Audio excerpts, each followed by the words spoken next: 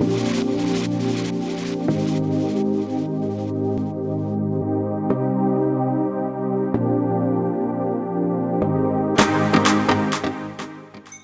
so excited to introduce you to a dear friend of mine. Her name is Nicole Myers-Henderson. She's an incredible medical intuitive, remote viewer, healer, speaker, author. She's out of Charlotte, North Carolina, and she's written an incredible book called On Sacred Time. She also does work with people that is profound. She can see into the body. She can view situations. She knows how to go into the dimensions that are beyond what we typically see as just the physical. And she's able to allow people to understand why and how they manifest certain diseases, why certain things are showing up in their life, and the many different ways that we can start stepping into moving some of those blocks out of our life. And so I thought we'd have a little bit of a conversation. And if you're not familiar with remote viewing, if you're not familiar with medical intuition or some of these different genres, that it's a way that you could have a deeper understanding. We are more than just our physical. We do live beyond time. We are more than just this body, and we have abilities far greater than we often realize. So I hope you'll enjoy this beautiful conversation with my friend, Nicole Myers-Henderson.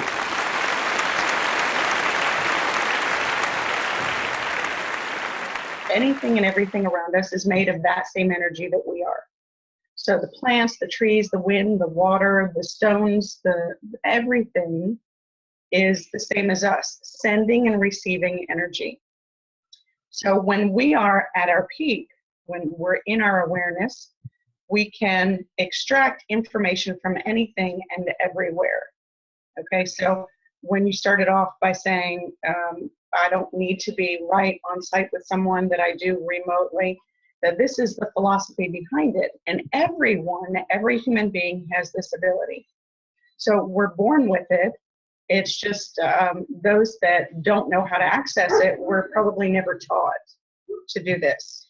An example would be that they're thinking about their mother, and 5 minutes later their mother calls. So that is a demonstration of how tapped in we really are when we're in our mindfulness, or we're relaxed and that internal chatter has turned off. So if someone has a belief system that they couldn't possibly have those abilities, or they have a belief system that says this isn't true, or they have a belief system that says it's just not possible, I'm physical, how could I possibly see something halfway across the world? Will they block their ability to access these types of skills? Often they can, but I've worked with people like that, and within 5 minutes have shown them how they can actually access it. I mean, it totally changes their perspective about life once they get to see that they can do it. It's really not that difficult. Children are actually easier to train because they don't have any boundaries or preconceived notions that they can't do something. You know, they're not as tainted as we adults are. So it's the adults that are a little bit harder, but still, you know, within 5 minutes, 10 minutes maybe, I've been able to train adults how to do it very easily. What is remote viewing? Okay, so remote viewing is a technique that has been used by the United States government since the 60s and 70s during the Cold War. And it's a way to tap into faraway places or people or things without ever having to see them. So it's a way of extracting information. You're getting out of yourself. It's, again, go back to that satellite system philosophy. If we're senders and receivers of energy, we can send our energy out, send a question in our minds out into the universe in order for the universe to ping back information, to bring back information about a specific target that we have in our minds. So if I have a question about, let's say, Saddam Hussein, I would send out the question to extract information about anything and everything about his life. I want to know about him. I want to see him. I want to smell him. I want to taste him. I want to feel him. I want to know everything. I want to walk in his shoes. So remote viewing is just a technique of drawing descriptors from the universe about that particular person. Okay, so it's very quick. It's a template that's used that people move through, or remote viewers will move through, where they're just they're looking at textures, they're looking at temperatures, they're looking at shapes and dimensions, and it's like taking a snapshot as you're moving through the template. You're taking snapshots, like taking a picture. You move in, and let's say I'm looking at you on this screen. The first picture is going to show up fuzzy. Well, then I'm going to take another picture and I'm going to move through, and it fine tunes the information that comes through until the whole story comes through about that particular person. So remote viewing, again, is just a technique. It's another tool, kind of like medical intuition. There are tools that help us extract the information, stay out of our head. So remote viewing is very quick. It's not something that you want to sit and focus your energy on, because the more we focus, the more analytic overlays that are created in our minds. A storyline begins to form. Like if I see the colors and textures, well, then I might look at the colors and start forming opinions, my own opinions, about that particular subject. In remote viewing, we want to stay out of that. We want to stay in the fuzzy logic and just pull those bits of information in until they start to form stories, you know, a paragraph, then a page, then another page, and then a film strip, until we get it about that particular person. So it's never about us. It's always about the information we're trying to extract. We have to get out of our own way, out of that linear brain that wants to analyze or judge or pick apart what we're trying to see. Yes. And does that mean we have to get out of our personality and all of that?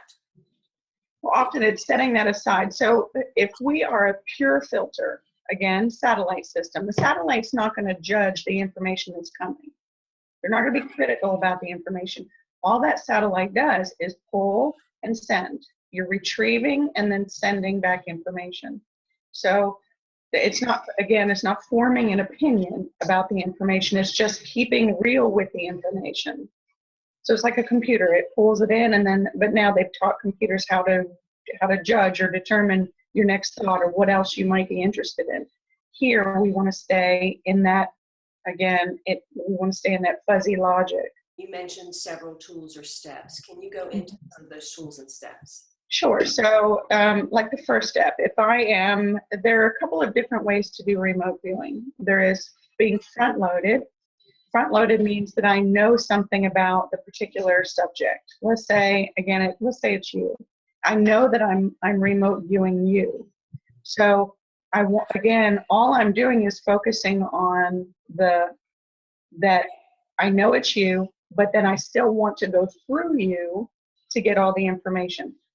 Then there's blind studies where I have a physician out west that he'll call me and say, okay, prepare for your target number.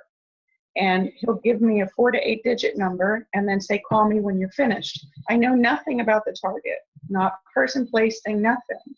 I don't know what he wants to know. All I know is that target number.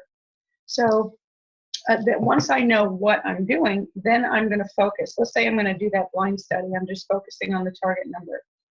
Then I focus my energy on repeating that number, and I have my template. And all I'm going to do is let my pen move based on the energy that comes from that target number. So I focus on the number, and then my body begins to feel the information that's coming. The pen moves. So it creates what's called an ideogram. So let's say remote viewing is a deeper way to go into a practice of extracting information. It keeps you're like following directions. It gets you deeper and deeper and deeper. So this is Nicole Henderson. She is the author of On Sacred Time.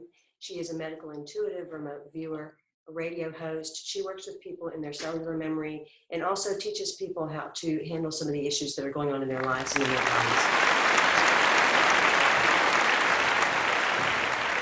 I hope you've enjoyed this casual conversation with my dear friend Nicole, and I hope to see you with another one.